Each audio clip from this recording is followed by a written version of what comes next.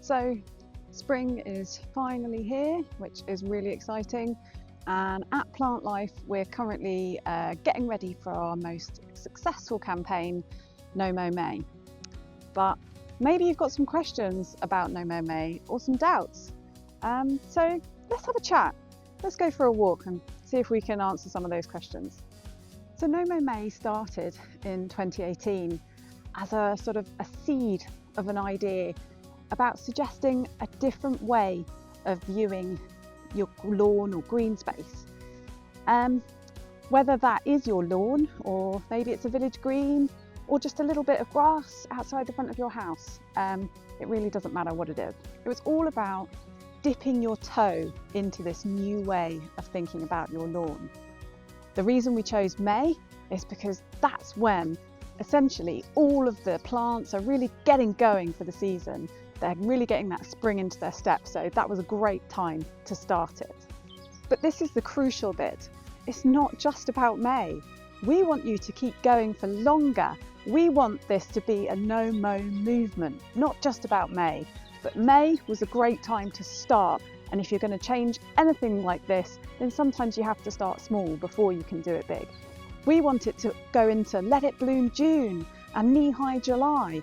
But people need to give it a try first, which is why we chose No Mow May. But really, it is a no-mow movement.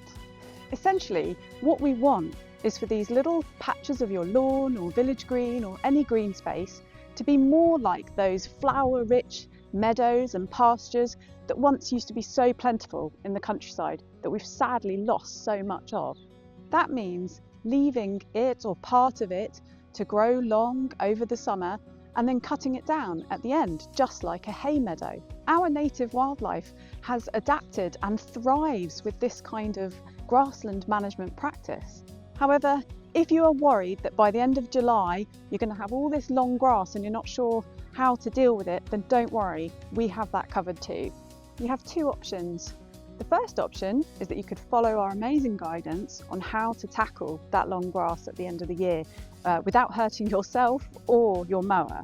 A second option is that maybe you don't leave it long for the whole summer and you simply just mow once a month, creating what we call a flowering lawn, which means the little species like the self-heals and maybe the little mouses and the tine-leaved speedwells, they can flower. But then you don't have that long grass to tackle with at the end of the year, but you're still doing a good thing for nature. This change in the way that you view your lawn or your green space, it's really important. That willingness to share your space with nature is so crucial. We as a species need to do this more, but it'll only happen with small little changes that build over time. So if you think that doing No Mow May is just such a small drop in the ocean, but just think all those drops together could really make a difference. And it could help to change the way that we feel as a species about sharing our spaces with nature. We have to do it a little bit at a time, and this can be a really good first step. You don't have to do all of your lawn. You can just do bits of your lawn, or even a tiny square if that's all that you can manage. For example, I do 2 bits in my lawn for No Mow May, but the rest I leave for the kids to play in. We've arrived at my garden now. That's what our little walk and chat has led to. So I'll talk you through what I've done as an example. So this area here, just this strip, is one of the areas that I leave long for the summer. And I cut it down in about mid to the end of July. And I've sowed some yellow rattle in here, so it's doing really nicely, and it's a really nice little meadow area. But I do cut it down at the traditional time. So I'll come and show you the other area. Just don't mind the fact that I've got to go through some washing here. School uniform. Right, here we go. Right, so I'll show you this bit. Essentially, the other area I leave long until more like September.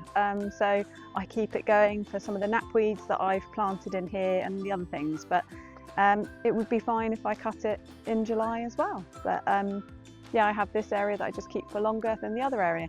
And all the rest of the garden I leave for the kids to play, and we mow it more regularly. And some years we even have some areas that we mow less regularly but don't leave long, so we have that sort of flowering lawn, and we kind of mix it up, you know, have a few options. So as you would have seen, the grass in those long grass areas at the moment still is not long, because we recently gave it a mow ready for the season. It's not even the 1st of April yet, so we're just waiting really now, and we're going to stop mowing, so we go long even for April as well. So yeah, those are my areas, so why not give it a try this year?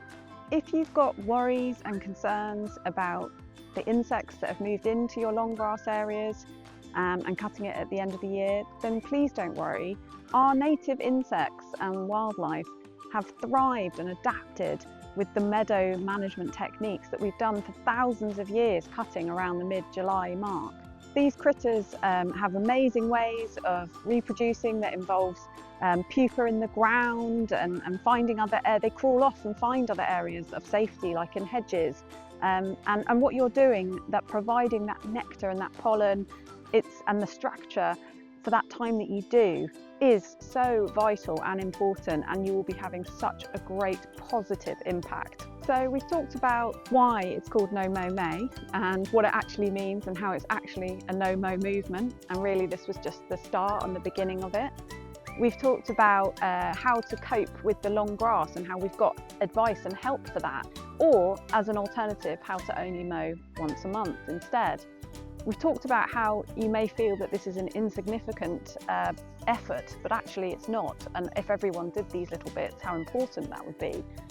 The only other questions that I can imagine that people would ask are simply, what if I've only got grass in my lawn and I've got nothing else? Well, first of all, that's still great. You actually probably have maybe about 5 or 8 different species of grass in that lawn, but there probably are other things that you just haven't noticed. And if you start to change the way you manage your lawn over time, you might find that other things do come in and you get other species. And in the long term, that's great news, because it means that your lawn can actually be better at holding on to carbon underground if it's got more of a diversity of species. So another great reason to do No Mow May. If you're already somebody that does No Mow May, then first of all, woohoo, congratulations. It's amazing that you do that. But just know that this change in the way that you manage and view your lawn, it is such an important step. And it does help nature, because we all need to change the way that we feel about sharing our space. And it has to happen a little bit by little bit, and you are doing your little bit. So thank you in advance to everyone who takes part. So yeah, give it a go or keep going. No Mow May and the No Mow movement is something that we're passionate about, and we hope that you can follow along and see us on our journey.